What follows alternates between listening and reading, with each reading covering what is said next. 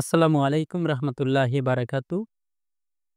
আশা করি আল্লাহর রহমতে সবাই ভালো আছেন, আমিও ভালো আছি।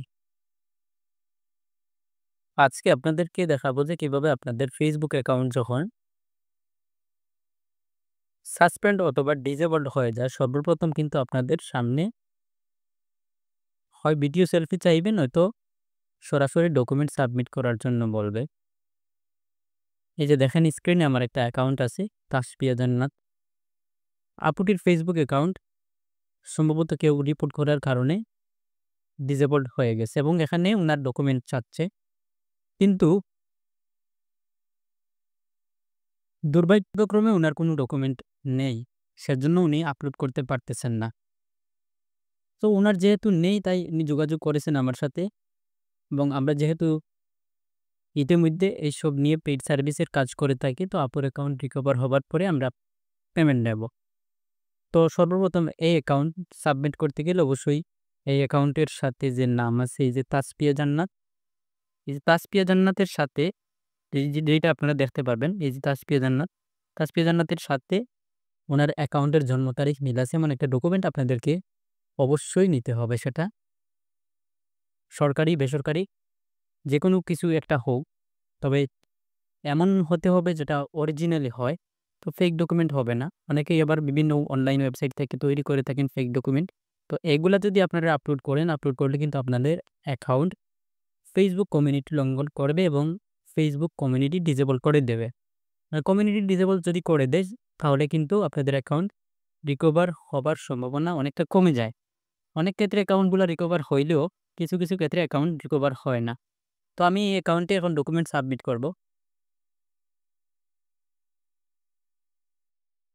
আমি কন্টিনিউ বাটনে দিলাম, অ্যাকাউন্টে সাবমিট হয়ে যাবে।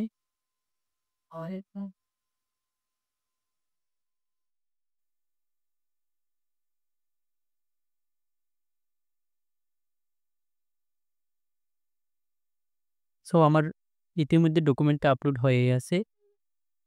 এখন আমি কি করব? আমি ডেস্কটপ সাইট অন করে দিয়ে একটু আধটু রিফ্রেশ করব আমি। আমার কাজই হচ্ছে এখন ওয়েব মুভ করে একটু রিফ্রেশ করা। এর বাহিরে কোনো কিছু করব না।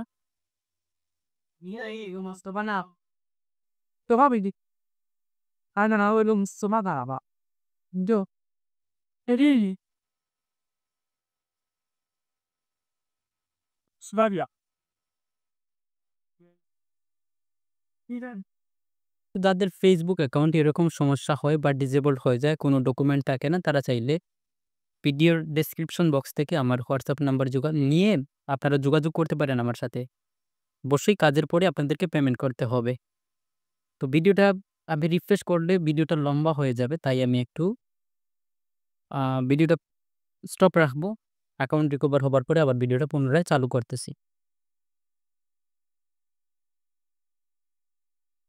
তো ওয়েলকাম ব্যাক। আসসালামু আলাইকুম রহমতুল্লাহি বারাকাতু। আপনারা দেখতে পাচ্ছেন আপনাদের সামনেই অ্যাকাউন্টটা রিকভার করলাম সাবমিট করে।